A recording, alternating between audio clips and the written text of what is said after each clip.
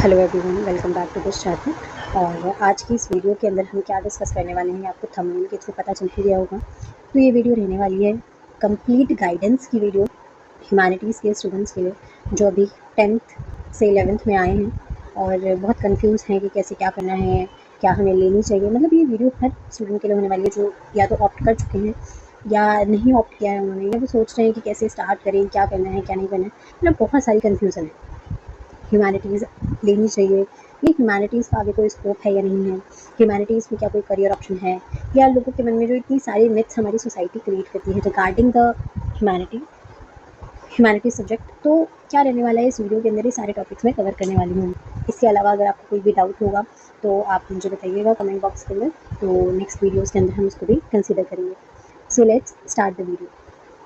पहला तो सवाल यही है कि स्टार्टिंग क्लास 11th ह्यूमैनिटीज़, क्या आप भी उन लोगों में से हैं जो अभी ह्यूमैनिटीज़ के साथ अपने आगे की जर्नी को स्टार्ट करने वाले हैं, but they are still confuse लें या ना लें, या जिन्होंने ले ली है तो कैसे करेंगे, ले तो ली, बिना सोचे समझे ले ली, पर क्या ये आपके लिए सही सब्जेक्ट है या नहीं, या आपने किसी और की वजह से यानी अपने फ्रेंड की वजह से, जो जनरली होता है कि हमें लगता है कि मेरे फ्रेंड ने एक सब्जेक्ट ले लिया तो हमें लगता है कि हम भी ले लेते हैं, और वो बाद में हमसे नहीं होता। तो क्या आपने सही किया, नहीं किया, या क्या आपको लेना चाहिए था या नहीं लेना चाहिए था, इन सब चीज़ों पर आज हम बात करने वाले हैं। या और साथ ही साथ ये वीडियो स्ट्रैटेजी वीडियो भी होने वाली है कि कैसे क्लास 11th के जो भी स्टूडेंट्स हैं उनको कैसे अपनी पढ़ाई को स्टार्ट करना चाहिए। और अगर तो पहले तो हम स्टार्ट करने वाले हैं एक बहुत ही बड़े क्वेश्चन से। क्या आप भी उन स्टूडेंट्स में से हैं जो क्लास 11th ह्यूमैनिटीज़ के साथ अपनी स्टार्ट करने वाले हैं, अपने आगे करियर को शेप देने के लिए ह्यूमैनिटीज़ को चुन रहे हैं? क्या आपको लेना चाहिए, नहीं लेना चाहिए, या आप भी इसी तरीके से कन्फ्यूज़्ड हैं जिस तरीके से ये इमेज के अंदर आपको यहाँ पे दिख रहा होगा, कि आपको समझ नहीं आ रहा कि ह्यूमैनिटीज़ लेनी चाहिए या नहीं? तो स्टार्ट करते हैं पहले तो कि ह्यूमैनिटीज़ है क्या। देखो, ह्यूमैनिटीज़ जैसे हम आर्ट्स कहते हैं, जनरली ये एक ऐसा सब्जेक्ट है जिसमें हम वो सारे सब्जेक्ट्स पढ़ते हैं जो हमारे आस-पास से रिलेटेड होते हैं। हमारी जो भी कंटेम्प्रेरी इश्यूज़ से रिलेटेड है, हमारी सोसाइटी, पीपल, कल्चर, इन सब से कहीं न कहीं रिलेटेड होते हैं और उनको हम समझने की बेहतर कोशिश करते हैं। तो ह्यूमैनिटीज़ जनरली, आर्ट्स का मतलब ड्राइंग नहीं है, जो जनरली लोगों को लगता है कि arts is just like a drawing. जैसे ड्राइंग इतनी ईज़ी होती है तो arts is also a easy subject. क्योंकि इस वीडियो के अंदर बिल्कुल एंड तक बने रहिएगा, आपको जो भी मिथ्स होंगे रिगार्डिंग द ह्यूमैनिटीज़ वो आप टूटने वाले हैं और बहुत अच्छे से सारी क्लैरिटी आपको मिलेगी। और मैं पूरी जेन्युइन गाइडेंस आपको देना चाहूँगी, क्योंकि मैंने भी जिस तरीके का स्ट्रैटेजी का यूज़ करके अपनी क्लास 11th पढ़ी थी, और मेरे भी 90% से अबव ही मार्क्स थे, परसेंटेज थी मेरी। और अगर आप उसी स्ट्रैटेजी को फॉलो करेंगे तो आपकी भी 90% से अबव ही परसेंटेज रहने वाली है, अगर आपने इस तरीके से पढ़ाई करी तो स्ट्रैटेजी भी हम डिस्कस करेंगे। सो पहली तो चीज़ ये है कि मैं आपको बहुत जेन्युइन एडवाइस दूँगी कि आपको ह्यूमैनिटीज़ लेनी चाहिए या नहीं। उसकी सबसे पहली जो बात है वो है आपकी रीडिंग कैपेसिटी। ये कह देना कि बहुत ईज़ी है ह्यूमैनिटीज़, बहुत ईज़ी पीज़ी सब्जेक्ट है, तो ऐसा नहीं है। ह्यूमैनिटीज़ के लिए आपकी रीडिंग स्किल्स और राइटिंग स्किल्स बहुत अच्छी होनी चाहिए, क्योंकि humanities is not just like a science. Science एक फैक्चुअल सब्जेक्ट है। फैक्चुअल इन द सेंस क्या है, व्हाट इज़। बट जब भी हम ह्यूमैनिटीज़ बैकग्राउंड के साथ कनेक्ट होते हैं या ह्यूमैनिटीज़ पढ़ते हैं, तो उसमें आप सिर्फ व्हाट इज़ नहीं सीखते, व्हाट ऑट टू बी सीखते। या आपको नहीं है कि आपको चीज़ों को पढ़ कर, समझ को कर, उनको एनालिसिस उनका करके आपको क्या हमने सीखा और क्या बेहतर किया जाना चाहिए, वो भी समझना आना चाहिए। साथ ही साथ राइटिंग स्किल्स भी आपकी काफ़ी अच्छी होनी चाहिए। मैं राइटिंग स्किल्स के बारे में ऐसा इसलिए कह रही हूँ क्योंकि राइटिंग स्किल्स अच्छी होनी बहुत ज़्यादा ज़रूरी है, स्पेशली अगर आप ह्यूमैनिटीज़ बैकग्राउंड से जुड़ रहे हो तो। क्योंकि इवेंचुअली आपको आंसर्स लिखने हैं, और ह्यूमैनिटीज़ के अंदर ऐसा नहीं कि बहुत बहुत लंबे लंबे आंसर्स आपको लिखने पड़ेंगे, बट आपको छोटे पॉइंटर्स को बड़े पॉइंटर्स में कन्वर्ट करना आना चाहिए। कि अगर आपने थोड़ा सा कोई सब टॉपिक पढ़ा था फॉर एग्जाम्पल, तो you should have proper knowledge, even enough knowledge about the particular topic, कि आप उस पर एक पेज भी लिख सको। आपको इतनी समझ उस सब्जेक्ट की या उस टॉपिक की होनी चाहिए। सो इतनी बात हमने समझी कि आर्ट्स जो है वो जनरली सोसाइटी पीपल से कनेक्ट करता है, और ये एक क्रिटिकल थिंकिंग को डेवलप करने वाला सब्जेक्ट है, कि आप उसको समझने के लिए आप इंसान को ये मजबूर कर देता है चैप्टर, सब्जेक्ट, कि कोई भी चीज़ कैसे हो रही है। फॉर एग्जाम्पल जब हम हिस्ट्री पढ़ते हैं तो हिस्ट्री इज़ नॉट ओनली कि हमारे पास में क्या हुआ था, एंशिएंट टाइम में क्या हुआ था। हिस्ट्री हमें सीखने में मदद करती है कि जो पास्ट में चीज़ें हुई थी वो क्या सिखाती हैं हमें, और क्या उनसे हमें सीखकर अपने प्रेजेंट और फ्यूचर को किस तरीके से बेटर बनाना है वो हमें समझ आता है। चीज़ हो रही है तो उसका रीज़न क्या है, उसका एनालिसिस करना, उसको समझना, उसको इंटरप्रेट करना, क्या आप सीख पाते हो उस चीज़ से। वो चीज़ें बहुत ज़्यादा ज़रूरी हैं। स्पेशली जो भी पास्ट में चीज़ें घटित हुई हैं, उनका प्रेजेंट सिनेरियो से क्या लेना-देना है, कंटेम्परेरी क्या इश्यूज़ उससे कनेक्ट हो रहे हैं या नहीं, या क्या उसका सॉल्यूशन होना चाहिए उन प्रॉब्लम्स का, ये सब हम आर्ट्स के या ह्यूमैनिटीज़ के थ्रू समझ पाते हैं और अपनी क्रिटिकल थिंकिंग को डेवलप कर पाते हैं। सो आई होप आपको एक बेसिक क्लैरिटी मिल गई होगी कि ऐसा मान लेना जैसे एक मिथ लोगों ने बना रखा है कि ह्यूमैनिटीज़ एक बहुत ईजी सब्जेक्ट है, तो देखो ईजी नहीं है। मैं कोई आपको डिलेमा में नहीं डालना चाहती।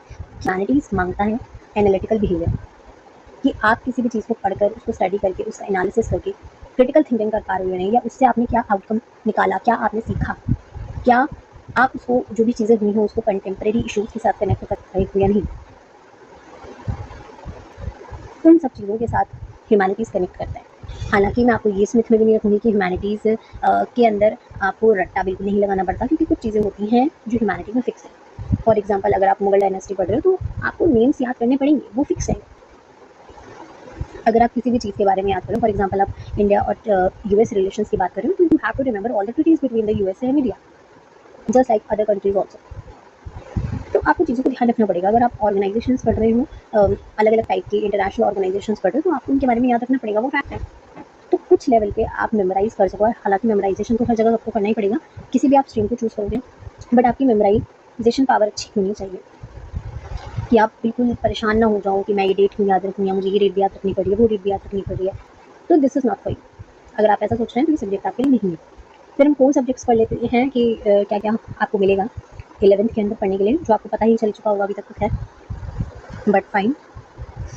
तो आपके जो भी कोर सब्जेक्ट्स रहने वाले जो आपको ह्यूमैनिटीज़ में पढ़ना है, वो होते हैं पहला हमारा कंपलसरी सब्जेक्ट, जिसमें इंग्लिश होगा आपका, प्लस उसमें साथ में कुछ कॉम्बिनेशंस होते हैं।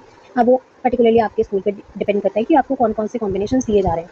फॉर एग्जांपल अब देखो पॉलिटिकल साइंस और बाकी जो है वो बहुत सारे अलग अलग सब्जेक्ट्स हैं इसके अंदर। पॉलिटिकल साइंस है, हिस्ट्री होता है, इकोनॉमिक्स होता है, ज्योग्राफी होता है, सोशियोलॉजी, साइकोलॉजी, ये सारे सब्जेक्ट्स होते हैं। फॉर एग्जांपल अगर मेरे कॉम्बिनेशंस की बात की जाए तो मैंने सोशियोलॉजी ऑप्ट नहीं किया था, मेरा इंटरेस्ट इकोनॉमिक्स में था और मैंने इकोनॉमिक्स चूज़ किया। पॉलिटिकल साइंस, हिस्ट्री प्लस मेरा इकोनॉमिक्स सब्जेक्ट था। हालांकि मैं थोड़ा सजेशन उन लोगों को दे दूँ जो लोग चाहते हैं कि मुझे बिल्कुल ही मैथ्स नहीं पढ़नी है, बिल्कुल ही कुछ नहीं करना, मतलब मैथ्स से मेरा दिल दूर तक कोई लेना देना नहीं है, तो वो ना, मतलब पहले अगर आप इकोनॉमिक्स लेने की सोच रहे हो तो पहले उसका आप सिलेबस देख लो। और मेरे अकॉर्डिंग सबसे बेस्ट यही रहता है कि आप कोई भी ऐसा सब्जेक्ट चूज़ करो, क्योंकि दो तो आपको पता है कि पॉलिटिकल साइंस प्लस हिस्ट्री थोड़े हैवी सब्जेक्ट्स हैं। हिस्ट्री इवन ज़्यादा हैवी है, बिकॉज आपको 11th में तो हिस्ट्री की एक ही बुक पढ़नी पड़ेगी, लेकिन 12th में यही बुक 3 हो जाती हैं। तो आपके लिए बर्डन क्रिएट ना हो, तो उसके अकॉर्डिंग आपको सब्जेक्ट चूज़ करने चाहिए। हालांकि मैंने जो सब्जेक्ट चूज़ किए थे वो सिलेबस में पहले उनका सबका मैंने बहुत अच्छे से देखा था, और इतना मुझे पता था कि हाँ इकोनॉमिक्स में मैथ्स है, बट ठीक है मेरा इंटरेस्ट वहाँ था तो मैंने वो चूज़ किया। इसी तरीके से आपके स्कूल पर डिपेंड करता है और आप पे डिपेंड करता है कि आप किस तरीके के सब्जेक्ट कॉम्बिनेशन चूज़ करना चाहते हो।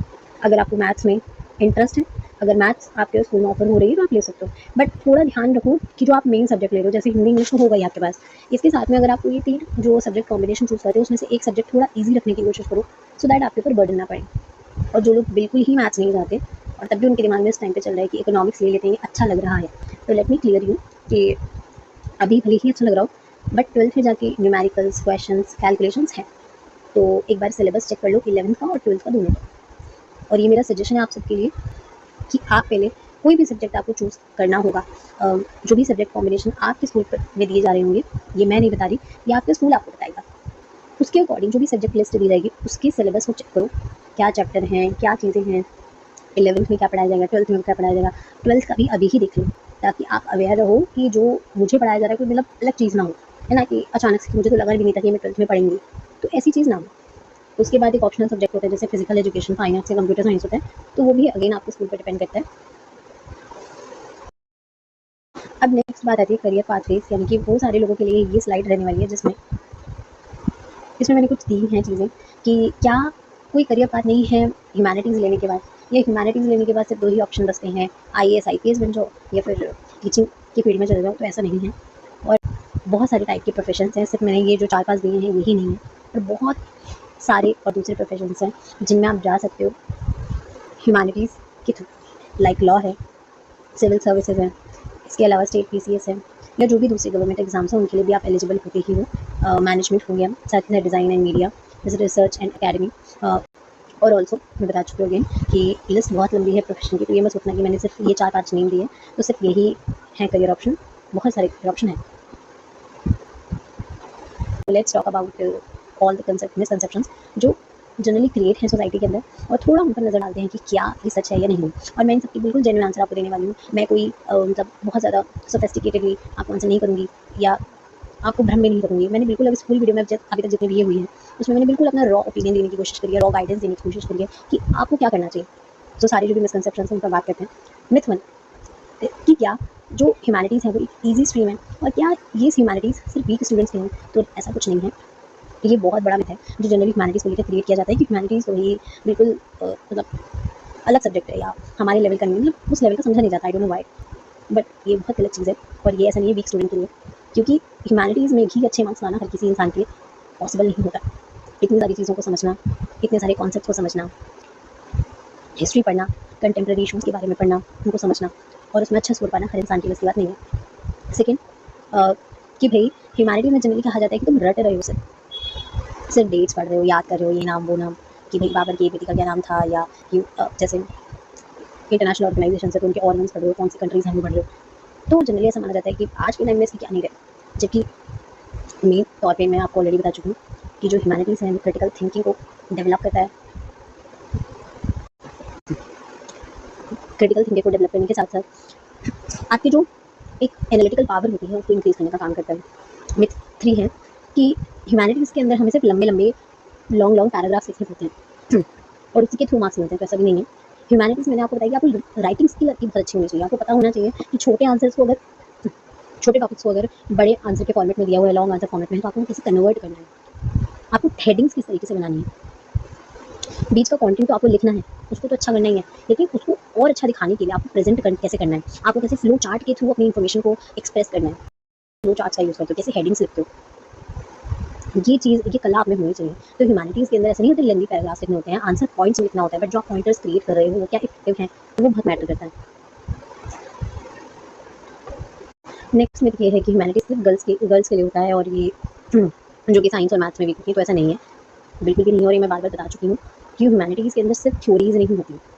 ह्यूमैनिटीज़ समझने के लिए, ह्यूमैनिटीज़ पढ़ने के लिए आपकी एनालिटिकल एबिलिटी बहुत अच्छी होनी चाहिए, और आप में एक लिंग्विस्टिक इंटेलिजेंस होनी चाहिए, ताकि आप सिर्फ आप इसके अंदर पढ़ नहीं रहे हो, आप एक तरीके से कह सकते हो कि आपकी एनालिटिकल पावर, आपकी जो क्रिटिकल थिंकिंग है वो डेवलप हो रही है। तो ऐसा नहीं है। ह्यूमैनिटीज़ के जो बच्चे हैं वो डिफिकल्ट से डिफिकल्ट कॉम्प्लेक्स जो एब्स्ट्रैक्ट थ्योरीज होती है ना उसको भी पढ़ते हैं। सो हमें कभी भी सब्जेक्ट को ये नहीं लेना चाहिए कि हम इसके अंदर पता नहीं क्या चीज़ें पढ़ेंगे, कि हमें ऐसा समझना चाहिए कि इसमें हम वो चीज़ें पढ़नी है जिसके बारे में जनरली हर कोई इग्नोर कर देता है, हमें वो चीज़ पता है। नेक्स्ट मिथ ये भी है कि भाई ह्यूमैनिटीज़ के अंदर सिर्फ हमें पेज भरने पर ध्यान देना चाहिए। तो ऐसा भी नहीं है। ऐसा नहीं होता कि भैया पेज भर दो तो आपको बहुत अच्छे मार्क्स मिलेंगे, ऐसा नहीं है। तो मैंने आपको वही बताया कि राइटिंग स्किल अच्छी होनी बहुत ज़रूरी है। नेक्स्ट स्लाइड पे मैंने जितने भी पॉसिबल और डाउट्स हो सकते थे उसको कवर किया है कि इट्स जस्ट फॉर गर्ल्स, तो it's a total myth. Like law, international relations और इकोनॉमिक्स जो है वो जेंडर न्यूट्रल सब्जेक्ट्स हैं, कॉम्पिटेटिव नहीं है बट जेंडर न्यूट्रल भी हैं। Is it easier? तो ऐसा भी नहीं है। मैं कुछ मिथ नहीं रखना क्रिएट करना चाहती कि भाई इजी है ले लो ये सब्जेक्ट, या ये स्ट्रीम बहुत अच्छी है ये ले लो। आपको जो इंटरेस्ट है, आपको लगता है कि आप पढ़ सकते हो, आप लेंदी पैराग्राफ्स पढ़ सकते हो, आपको उनका एनालिसिस कर सकते हो, उनको आपकी अच्छी राइटिंग स्किल है, अपने आंसर्स में आप अपने जो भी थॉट्स हैं उनको एक्सप्रेस कर सकते हो ईजिली, तो वो आपको लेना चाहिए। ऐसा नहीं है। हालांकि देखा जाए तो ये टेक्निकल तो कम है बट कंसेप्चुअल ज़्यादा है। बट वही सेम चीज़ है कि आप में एक रीडिंग हैबिट अच्छी होनी चाहिए और एक राइटिंग स्किल अच्छी होनी चाहिए। ओनली फॉर आईएएस तो ये भी मैंने आपको क्लियर कर दिया कि no, there are also so many other option जो यूपीएससी के अलावा भी है। लॉ, डिज़ाइन, मैनेजमेंट, मीडिया, इसके अलावा डेट्स आर हार्ड।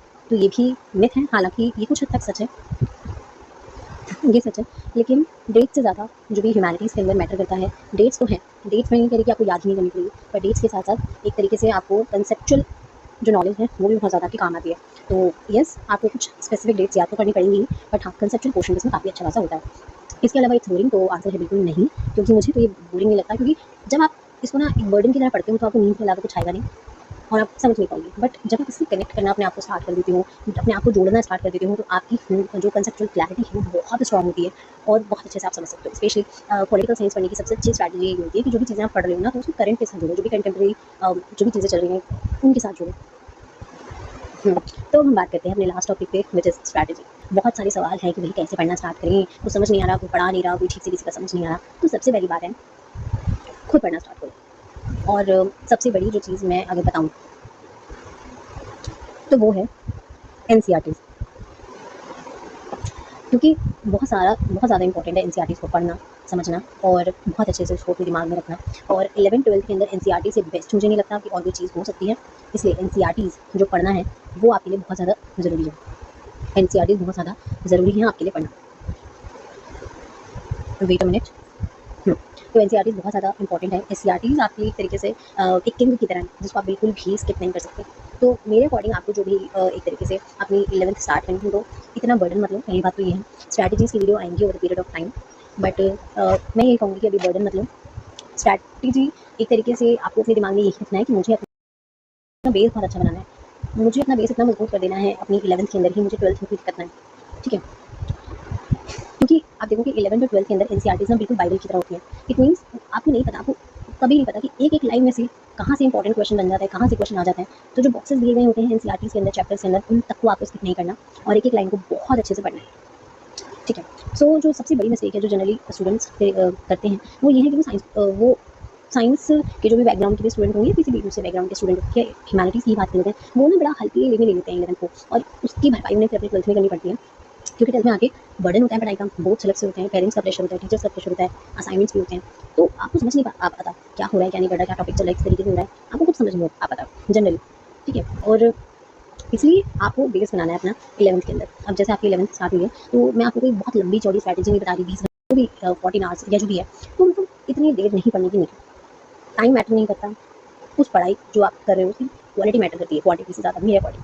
तो आपको अभी, क्योंकि आपका स्टार्टिंग अभी हुआ है सेशन का, तो मेरे अकॉर्डिंग आप 1 to 2 आवर्स भी पढ़ते हो तो this is more than enough, जिसमें आपको अपना बेस बनाना है। अपनी जो भी एनसीईआरटीज़ हैं उनको आपको पढ़ना है बहुत अच्छे से, 1 को रीडिंग, उसके बाद जिसमें आपको बहुत अच्छे से, आपको एक पैरा नहीं समझ आ रहा उसको दोबारा पढ़ो, समझने की कोशिश करो। ऐसी कोई मुश्किल, ना तो हिंदी मीडियम बच्चों के लिए हिंदी लिखी हुई है एनसीईआरटी में, ना ही इंग्लिश लिखी हुई है, तो समझने की कोशिश करो, ठीक है? तो अच्छे से उसका बेस अपना पूरा अच्छे से क्लियर करो, क्योंकि आप देखोगे कि 12th में आगे हमारे ऊपर बर्डन बहुत होता है और उसके बाद एंट्रेंसेस होते हैं, तो एंट्रेंस एग्जाम्स के अंदर भी आपका 11th का जो भी पढ़ा हुआ है वो बहुत काम आता है, क्योंकि बेस आपको वहीं से बनना स्टार्ट हो जाता है, तो ये बहुत इंपॉर्टेंट है।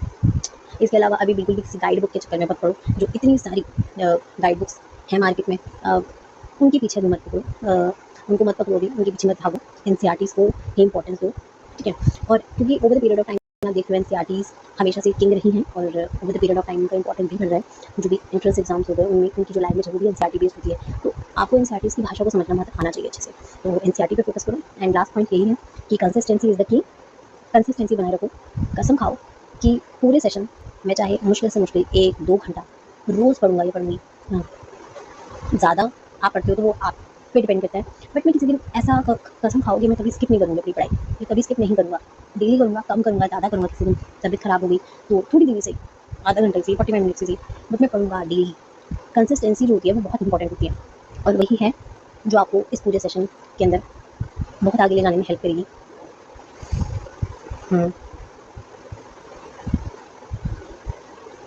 सो यही है वीडियो, आई होप आपको पसंद आई होगी। और जो भी चीज़ें हैं इसके अंदर हमने क्लियर करी, जो भी पढ़ी, आई होप आपको सारी चीज़ें समझ आई होंगी। मैंने इस वीडियो के अंदर जनरली सारे टॉपिक्स कवर करे थे कि कैसे आपको पढ़ना चाहिए, क्या करना चाहिए, किन किन बातों को आप ध्यान में रखोगे तो वो जेन्युइनली आपको बहुत हेल्प करने वाली है, हेल्पफुल होने वाली है आपके लिए। और ओवरऑल सारे टॉपिक्स मैंने कवर किए हैं, कैसे क्या करना चाहिए, आपकी स्ट्रैटेजी क्या रहने वाली है। स्ट्रैटेजी में सबसे पहले बेस बनाओ एनसीईआरटी को, और एनसीईआरटी पे फोकस करो। यही मेरा मेन पूरा जिस्ट रहा मेरी स्ट्रैटेजी का, जो मैंने आपको बताई।